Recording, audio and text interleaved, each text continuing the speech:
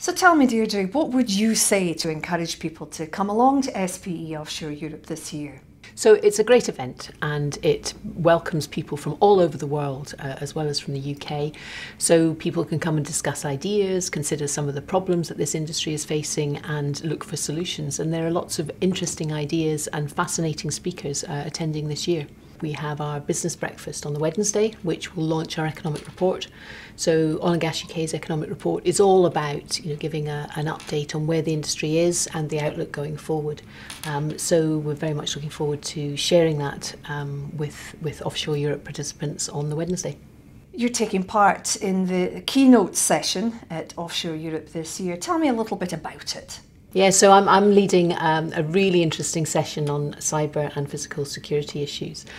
So we've got some excellent speakers, including Frank Gardner from the BBC, coming to talk about, give their insights and their experiences, because of course this is an issue that is not just we know it's affecting everybody wherever you go, and obviously we know that there will be risks and issues for the oil and gas industry.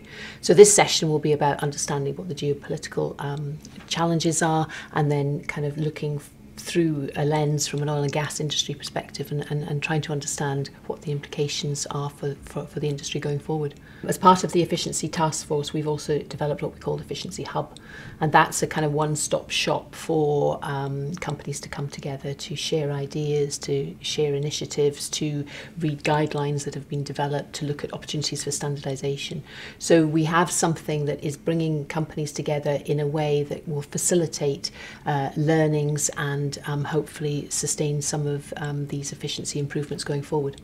So are we seeing the green shoots of recovery then in the North Sea? I think the phrase cautious optimism is one that stands us in good stead. I think we are seeing some very positive news coming over the last couple of months, which reinforces that the competitiveness of the basin is improving.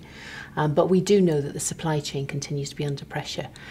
So it's a mixed picture, but it's much more of a positive mixed picture than it has been for a couple of years. So how have contractors, operators and the supply chain reacted to this new norm, do you think? So I think they have responded and quite positively and constructively, and we can see that from the increase in production and increase in production efficiency and dramatic reduction in cost. But it has come at a price, and that has been the job losses that we've witnessed over the years. I think where we need to ensure is that the changes, that the efficiency changes that have been put in place are sustainable for the future going forward, and that's what industry is very focused on doing. And I think the other thing that we do have to reinforce is we are in a lower for longer, lower forever environment potentially. And so everybody in the industry needs to kind of adopt and live that mentality, because that will absolutely change the way we work today and going forward.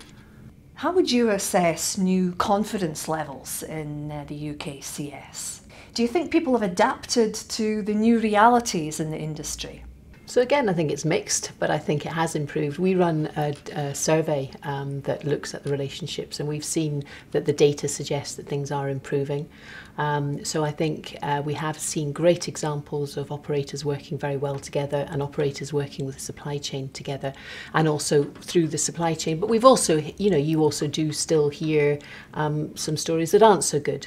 But we do think it's going the right way, and the whole thing is about sharing some of those examples so that people can learn from each other and look at other companies and think, oh, there's a great example of how they're doing very well. Why can't we do the same?